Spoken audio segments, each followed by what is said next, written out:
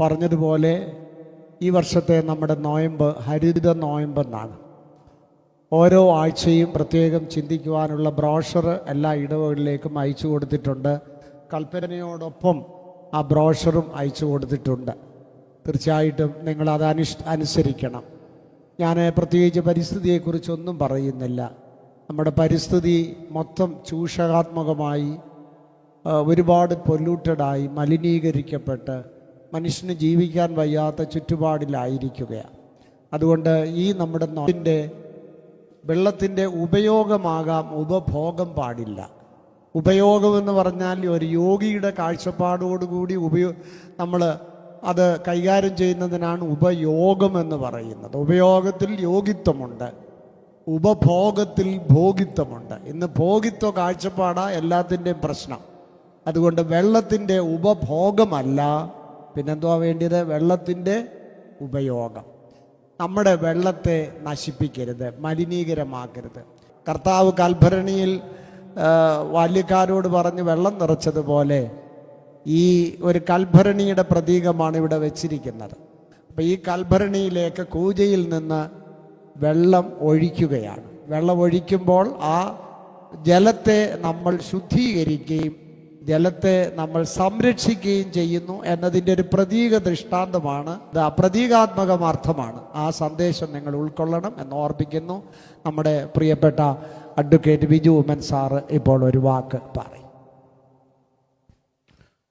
അഭിമന്യ പിതാക്കന്മാരെ, പ്രിയപ്പെട്ട ബഹുമാനപ്പെട്ട വൈദിക ശ്രേഷ്ഠരെ, പ്രിയപ്പെട്ട ജോൺസി സാർ അടക്കമുള്ള സഭയുടെ മാനേജിംഗ് കമ്മിറ്റി അംഗങ്ങളെ, മാതാപിതാക്കളെ, പ്രിയപ്പെട്ട കുഞ്ഞുങ്ങളെ, ഏവർക്കും യേശുക്രിസ്തുവിൻ്റെ നാമത്തിൽ സ്നേഹവന്ദനം.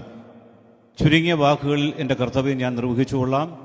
പരിശുദ്ധ സഭയുടെ എക്കോളജിക്കൽ കമ്മീഷൻ ഈ വർഷം പരിശുദ്ധ നോയമ്പിനോട് ചേർന്ന് ഹരിത നോയമ്പ് എന്നുള്ളൊരാശയം സഭാമക്കളിലേക്ക് ഒന്ന് പകർന്നു കൊടുക്കുവാൻ തക്കവണ്ണം അഭിമന്യ ദിവനാസിയോസ് തിരുമേനി അധ്യക്ഷനായ ആ സമിതിയുടെ തീരുമാനപ്രകാരം പരിശുദ്ധ ബാവാ തിരുമനസിൻ്റെ അനുമതിയോടുകൂടി അങ്ങനെ ഒരു പദ്ധതി ഇതം പ്രഥമാദ്യമായി സഭയിൽ നടപ്പിലാക്കുകയാണ്. ഓരോ ഞായറാഴ്ചത്തെയും ഏവെങ്കിലും വിഷയങ്ങളെ ആസ്പദമാക്കിയുള്ള പ്രകൃതിയുമായി ബന്ധിപ്പിക്കുന്ന സന്ദേശങ്ങളാണ്, ചിന്താവിഷയങ്ങളാണ് ഓരോ ഞായറാഴ്ചയുമുള്ളത്.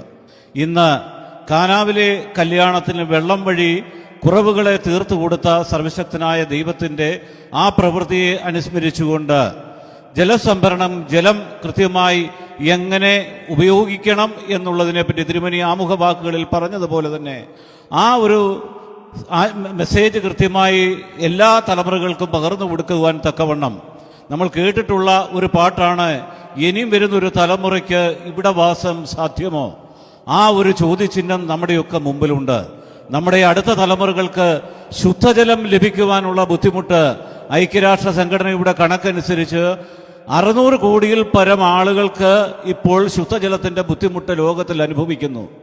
ഏറെ അനുഗ്രഹിക്കപ്പെട്ട ദൈവത്തിൻ്റെ നാടെന്ന് പറയുന്ന കേരളത്തിലെ എല്ലാ ശുദ്ധജല സ്രോതസ്സുകളിലും മലിനപ്പെട്ടുകൊണ്ടിരിക്കുന്ന ഈ സാഹചര്യത്തിൽ അടുത്ത തലമുറയോടുള്ള നമ്മുടെ കടപ്പാടിനെ ഓർപ്പിക്കുവാൻ തക്കവണ്ണമാണ് ഈ